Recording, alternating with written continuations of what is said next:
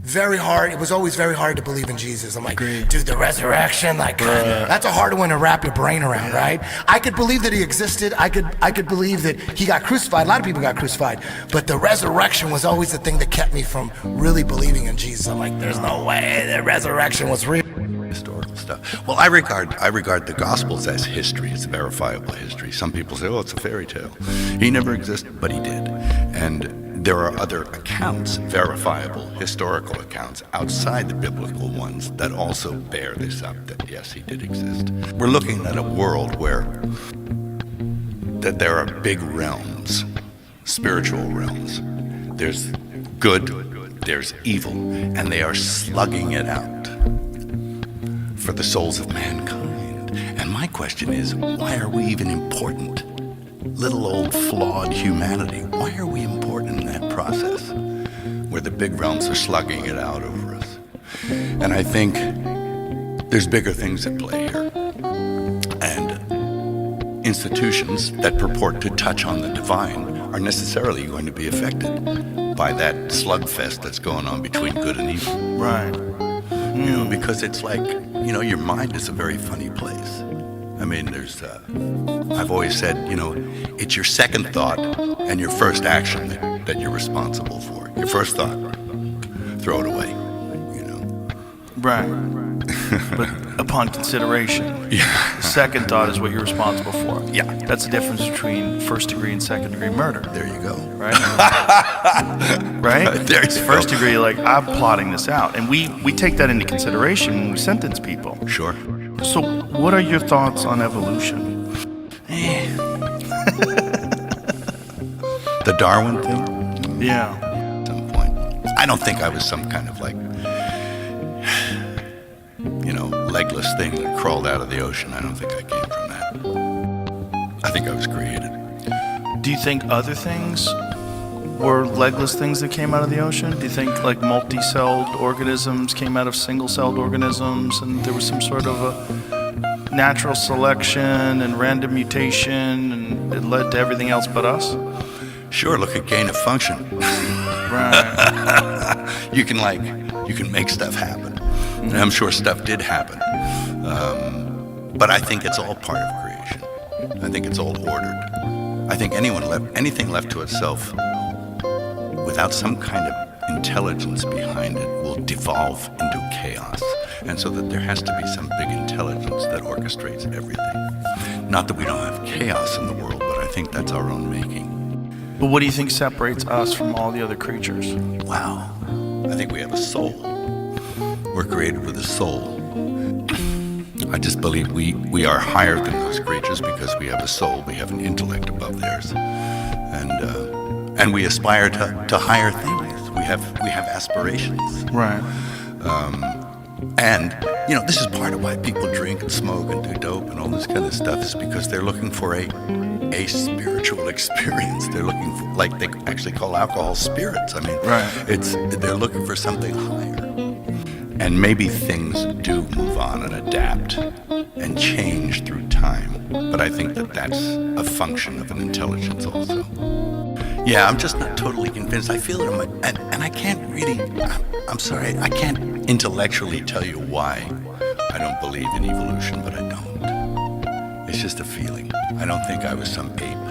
Historical stuff. Well, I regard the Gospels as history. It's verifiable history. Some people say, oh, it's a fairy tale. He never existed, but he did.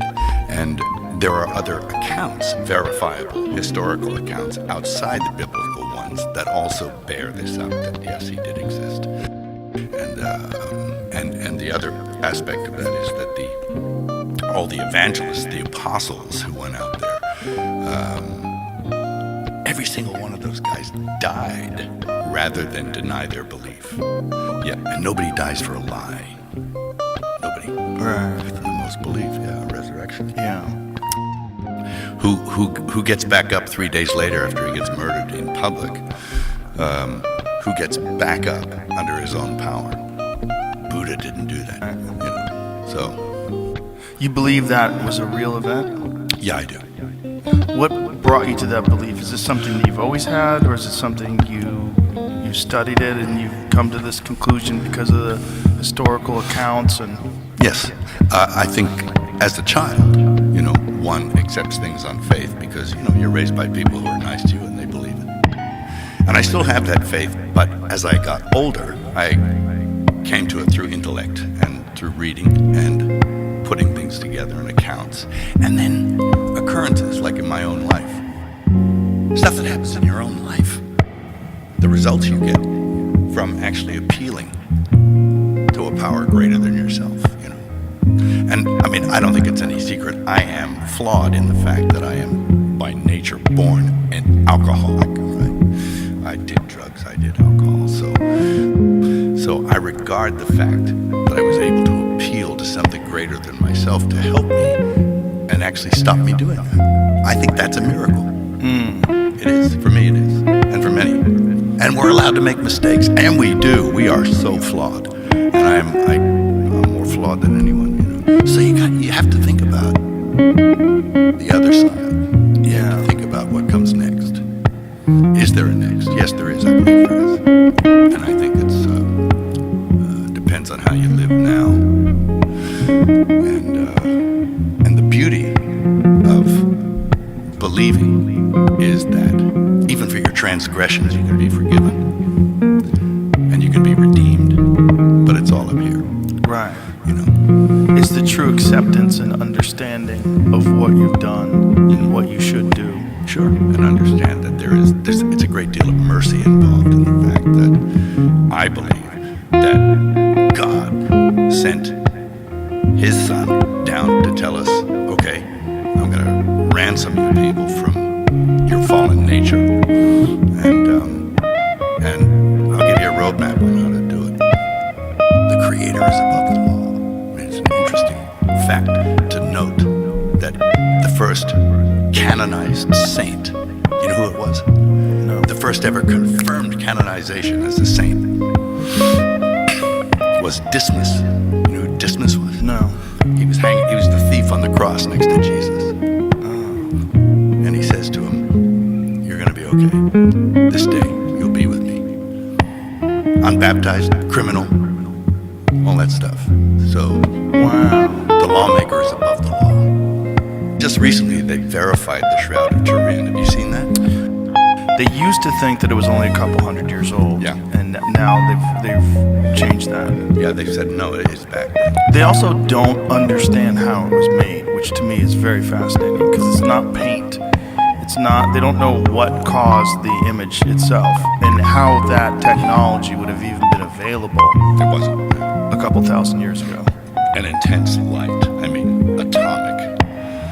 And you can see it, that it depicts a first century Hebrew male, because the hairstyle was from the first century, and a Hebrew hairstyle, that he was about 6 feet tall, that he was completely scourged all over his body. He was crucified. It's the most studied artifact ever. Like particle physicists, nuclear engineers, they all studied it, and some of them, some believe in it, some don't believe in it, but they all agree on one thing: no one knows how they did it. Right. There's no one knows paint, how they made it. There's no paint, there's no dye.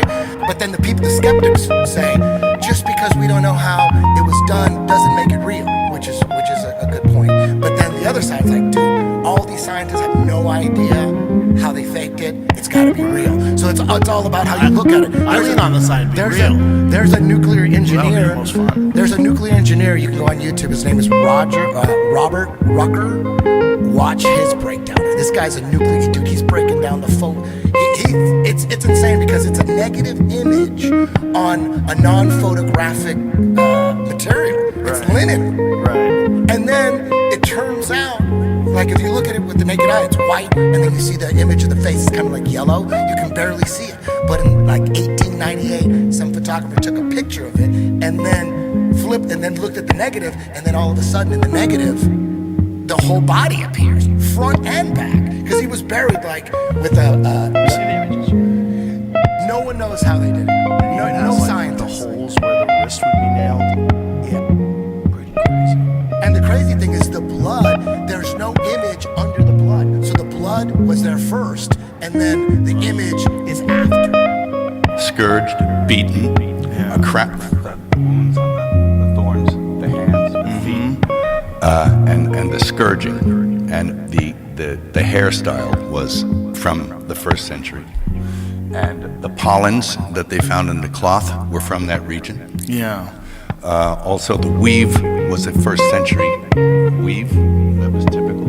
And another guy, an archaeologist who I knew, who actually translated the Passion into Aramaic, told me that if you look close, you can see the image of the Tiberius coin marks on the eyes. Now, I don't know if that's real or not. I've never actually checked that, but that there's images of Tiberius on the coin. So they would put the coins over the eyes? So that would date it. Does date to the time of Jesus. A nuclear researcher, Jesus Christ. One was like a... So it says, study published in the journal Heritage. The authors conducted dating work on a sample from the shroud, coming to the conclusion that it may be a 2,000-year-old relic. The shroud, which has long been the subject of intense scrutiny, features a faint image of a man some believe is the body of Jesus miraculously imprinted onto the cloth, while the latest study does not discuss the question of whether or not the artifact was indeed Jesus' burial shroud. Specifically, the authors did find its age is roughly consistent with his time. Yeah, always. It's just... But the image is like, yeah, it's pretty crazy. Yeah. Whatever it is pretty crazy. And the fact that they don't know how they made it is also pretty crazy. Yeah. It's not a painting.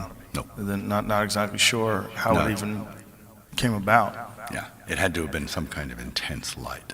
Well, the thought was that even trying to replicate something like that today would be incredibly difficult to do. Sure. It's like an X-ray vision. You know? Yeah. It's like an X-ray. That's what you really see it in the negative only. Right, You know, right. It's like a negative, yeah. Yeah. Hey, I buy it.